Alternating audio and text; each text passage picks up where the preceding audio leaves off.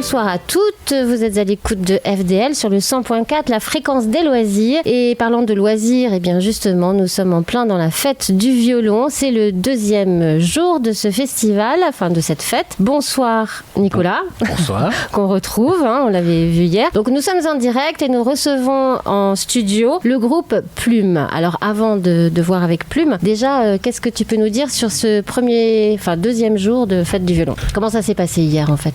Hier c'était super, on a eu une salle pleine, 3 beaux concerts, balles, on a fini en beauté avec les Terminal Traghetti. Et voilà, donc on a eu un très beau concert avec le duo Douéa, et puis on a enchaîné avec le Baya Trio. Voilà. Aujourd'hui, toute la journée, il y a eu les micro-concerts dans les rues. Il n'a pas plu? Non, il a fait beau, c'était chouette. Tout était plein. Il y a eu des stages de danse qui étaient pleins. Il y avait du monde aussi pour l'inauguration, la célébration des 20 ans du festival. Ouais. Voilà, donc ça faisait plaisir à voir, on était très nombreux. Ça s'est passé il y a quelques minutes. On en revient tout juste. Voilà, on en revient tout juste. Donc il y a eu un petit discours. Enfin, j'ai pas vu la totalité, mais je pense qu'il y a eu plusieurs petits discours peut-être. Oui, il y avait des invités, il y avait la mairie qui recevait. Et puis voilà, on a profité pour souffler les 20 bougies du festival avec Anne, la présidente. Les 24 heures du bal, ça a commencé en début d'après-midi. Ouais. Donc ça a lieu en ce moment. Oui, c'est ça, on en est à la 5e heure.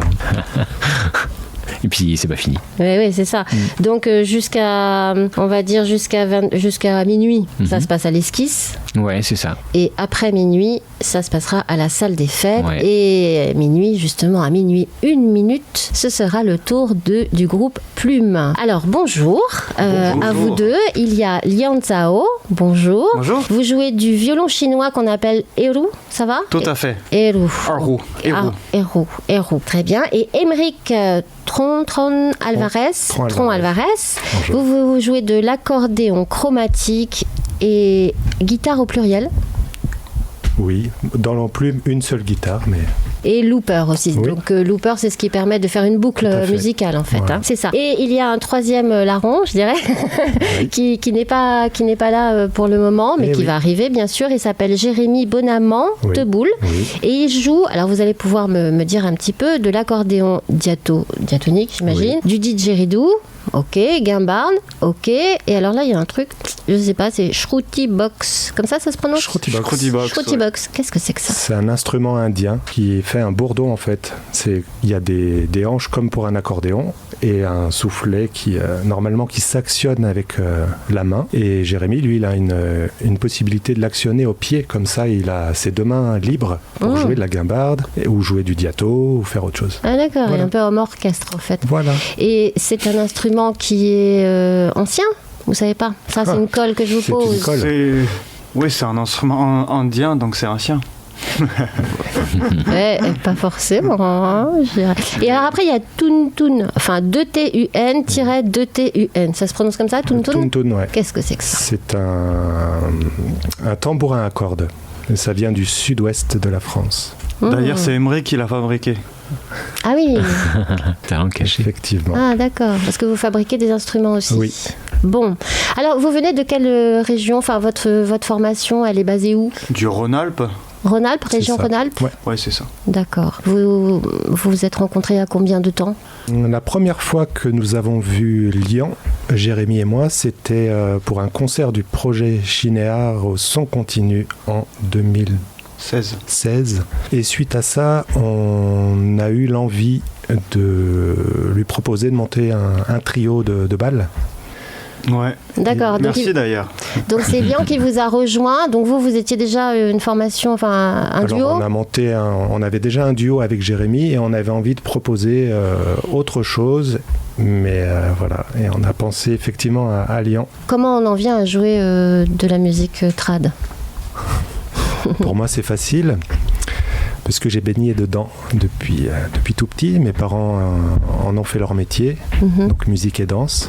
Mon frère a suivi en premier l'exemple des parents. Et puis moi, ça fait une dizaine d'années que je suis professionnel. Voilà. D'accord, très bien. Et Lian, alors, quel est votre parcours musical? Alors mon parcours musical, c'est que quand j'étais petit, à l'âge de 7-8 ans, j'ai eu l'occasion de découvrir cet instrument qui est le violon chinois, qui s'appelle Erhu. Et donc j'ai sauté sur la chance et puis donc j'ai fait des études là-dessus. Bon, c'était les cours collectifs aux enfants, donc c'était une sorte de loisir quoi, comme dans les MJC. Et ça se trouve que j'aime beaucoup la musique et que je m'en sors assez bien avec cet instrument-là. Donc j'ai toujours continué au pays, en Chine. Et à l'âge de 19 ans, j'ai décidé d'aller un peu voyager et voir à l'étranger. Donc je suis venu en France m'installer ici pour faire des études. Et ensuite, j'ai fait des études au Conservatoire de Lyon en jazz, dans la classe de violon jazz avec cet instrument-là pendant 7 ans. Et durant ces années-là, j'ai toujours donc fait des concerts avec des groupes. On a monté des choses. Et du coup, voilà, je fais pas mal de musique du monde. C'est d'ailleurs avec ça qu'on s'est rencontrés avec Émeric et Jérémy. Donc la proposition, c'était, enfin l'origine de cette proposition, c'est pour proposer quelque chose de différent parce que cet instrument-là apporte une sonorité, quelque chose de différent. Cet instrument-là n'est pas connu dans le milieu du bal folk. Oui. Donc oui, c'est vrai. Ouais. Bah, c'est en fait en tant que joueur professionnel, on va dire, nous sommes très peu à l'étranger, hors Asie, hors le continent. Et donc le terrain est assez est grand, mais après il faut vraiment trouver sa couleur musicale et sa touche personnelle et quelle est sa propre passion. Donc pour moi, j'aime beaucoup l'ouverture dans la culture. Donc qu'est-ce qui vous a attiré vers justement ce type de musique? Parce que vous partiez du jazz, vous auriez pu évoluer là-dedans. Pourquoi vous avez... En fait, l'un n'empêche pas l'autre. Il y a beaucoup d'instruments chinois qui, comme la sitar chinoise, guozheng, et d'autres instruments. Et en fait, chaque instrument a sa possibilité. Et celui-ci, il se trouve qu'il peut faire toutes les notes, donc on peut faire tous les styles. Et après, pourquoi le folk et la danse, c'est que du coup, à force de côtoyer ce milieu, c'est que j'ai comme les festivals le son continu et d'autres festivals, tout ça, j'ai pu voir ce que c'est cette danse traditionnelle européenne. Oui, alors ? Et ça m'attire vraiment beaucoup. Pourquoi ? Alors, j'ai appris à faire du tango. C'est pas un milieu qui est très... très... à la bonne franquette. Ouais, j'adore l'expression. À la bonne franquette, ouais, c'est pas à la bonne franquette. Et le tango, pourquoi c'est plus sophistiqué ? C'est un peu plus élitiste, en tout cas en Europe. D'accord. L'image que j'ai en Europe. Et que le folk, en fait, on est tous frères et sœurs. Et tout le monde dansait ensemble, 300, 500, 800 personnes dansaient ensemble sur le même tempo, sur la même énergie. Ça, c'est juste magique. Ouais, c'est ça. Et... voilà, ça vous a conquis en fait. J'adore. Ouais, c'est ça. Très bien. Ce soir, vous allez jouer, donc votre formation. Vous allez jouer combien de temps à peu près ? 1h50. 1h50, d'accord. Ce sont des morceaux que vous créez ou c'est sur la base de... Oui, ce sont toutes des compositions. On est tous les trois impliqués dans la composition. Monsieur Émeric écrit plus que nous deux autres. Mais... Et vous continuez cette recherche d'intégrer de nouveaux instruments, de nouvelles sonorités ? Vous avez ce côté laboratoire un peu ? Non, on est plutôt dans l'autre sens. Ah, simplicité ? On serait plutôt épuré ? Épurer, justement, enlever la guitare, le looper.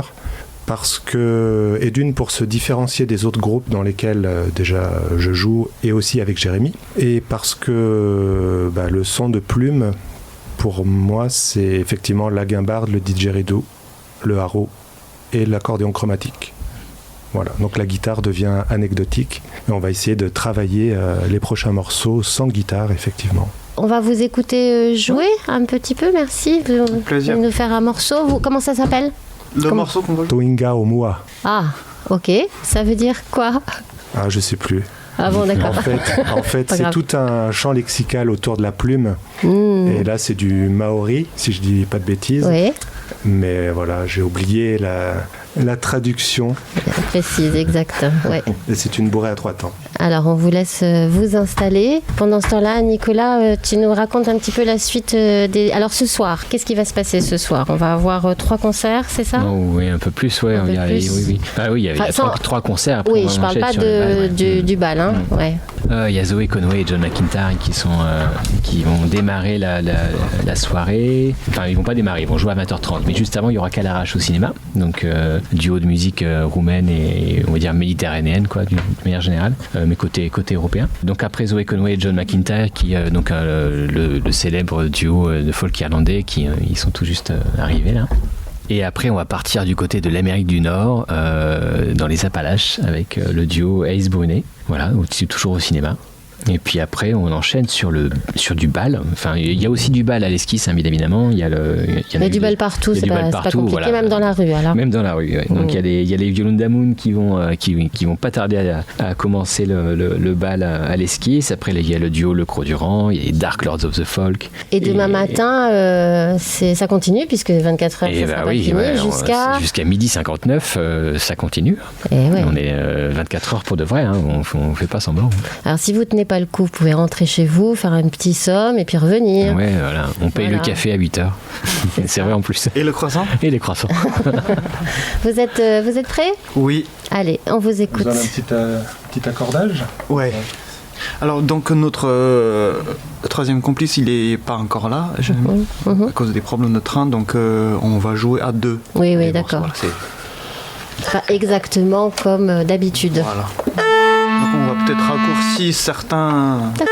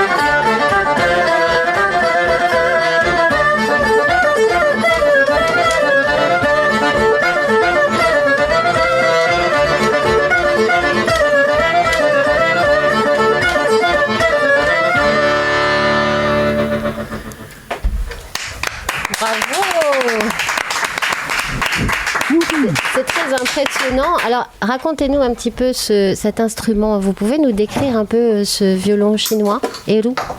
C'est un violon qui est donc... Alors d'abord, je voudrais expliquer ce que c'est le nom. Donc le Eru en chinois, ça signifie... le R, c'est 2. Ru, c'est soit un violon, soit quelqu'un qui vient de l'ouest. Ah oui. Donc en fait, ça vient de l'ouest, avec la roue de la soie. Ah, d'accord. Ouais. D'accord. Mais il y a 2000 ans. Donc un commerçant, il a apporté ça un jour sur le dos de son chameau pour pouvoir faire la route en amusement quoi, pendant 3 mois et tout. Donc il a laissé une trace autour de tous les pays de la roue de la soie. Donc on trouve des traces encore en Mongolie, on a le violon mongol, en Chine, en Iran, le violon iranien et tout ça, jusqu'à Extrême-Orient. Alors comment il est composé, il est construit c'est du bois, quel bois, comment décrivez-nous cet instrument. Il est composé en 3 parties. Nous avons donc la caisse de résonance en bas, couverte par une peau de boa. Et le manche, il tient les 2 cordes et 2 clés. Ça c'est la 2e partie, le manche, et 3e partie c'est l'archet. L'archet il est fait en bambou et le crin de cheval. Donc le crin d'archet il passe entre les 2 cordes. Et oui c'est ça, parce qu'il n'y a, je dirais, que 2 cordes. Et vous arrivez à faire toute cette gamme sonore avec juste 2 cordes, c'est impressionnant. Enfin bon, je suis pas musicienne à côté de ça, mais... Et voilà, après donc le bois c'est du palissandre. Ah d'accord. Ouais. Et quand, je sais pas, vous l'avez ramené de Chine celui-ci? Oui, c'est l'un de mon premier en fait. D'accord. C'est avec celui-ci que j'ai appris à jouer. Mais alors si un jour, on touche du bois, que ça n'arrive pas, mais si jamais vous avez je sais pas, il tombe, il se casse, qu'est-ce que vous faites? Comment vous faites? Vous en avez un de rechange? Parce que ça doit pas se trouver facilement, cet instrument. Non, pas en Europe, non. Ouais, c'est ça. Oui. Je prends soin. Ah oui, c'est ça, hein, c'est précieux. C'est très précieux. Merci beaucoup. Donc, vous allez jouer à minuit 1. Ça va, vous allez pouvoir tenir le coup, vous n'êtes pas sommeil. On a l'habitude. Ah oui, je me posais une autre question. C'est une question idiote, pardonnez-moi, mais quand ça demande une agilité des mains, ça vous arrive d'avoir des crampes? Oui. Ah oui, et comment vous faites pour gérer ça? Eh ben, il faut boire de l'eau. Et que de l'eau. Et du magnésium. Du citron peut-être. Ouais. Ouais, ça m'est arrivé cet été, ouais. Ah ouais. Crampe à la main, ouais. En plein concert. Aïe, aïe, aïe, aïe, aïe. Voilà. Bon. On gère. Bah ouais, c'est ça. On a mal. On n'est pas des machines. Ben, on explique pourquoi on s'arrête surtout. Parce que la crampe, voilà. Mais ça arrive, ouais. Bon, ben, on espère que ça vous arrivera pas ce soir. Non, pas ce soir. Très bien. Vous allez pouvoir comme ça assister aux autres concerts, faire de belles rencontres, on imagine. Merci beaucoup à vous deux. Merci à vous. On vous retrouve donc à minuit 1 à la salle des fêtes. Hein, c'est bien ça, à la salle des fêtes, Nicolas? À minuit 1. Et puis demain, il se passera encore plein de choses. Donc, il reste des places encore pour certaines choses? Il reste encore quelques places, ouais. Bon, ouais. Allez, renseignez-vous. Je pense qu'on va être encore bien plein ce soir, ouais. Ouais, d'accord. Bon. Samedi soir. Voilà. En tout cas, vous avez toute la nuit pour venir. Hein, donc, oui. Si vous faites de l'insomnie, n'hésitez pas. Venez à l'USI rejoindre tous les danseurs. Merci beaucoup à vous tous et à très bientôt. Merci. Au revoir.